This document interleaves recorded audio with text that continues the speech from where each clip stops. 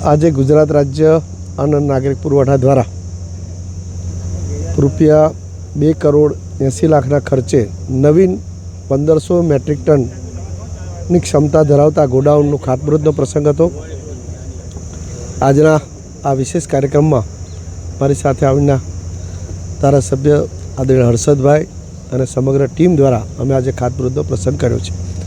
વિશેષ કરીને ઉમરેઠના વિસ્તારમાં અનાજની સારી રીતે સંગ્રહ કરી શકાય,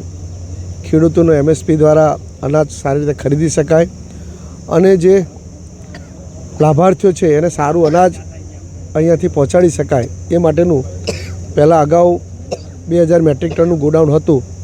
એને એક્સપાન્ડ કરીને બીજું આ 1500 મેટ્રિક ટનનું ગોડાઉનનું આજે ખાતમુહૂર્ત કર્યું છે અને લગભગ 7-8 મહિનાની અંદર આ ગોડાઉન તૈયાર થઈ અને આ વિસ્તાર માટે ખૂબ ઉપયોગી સાબિત થશે।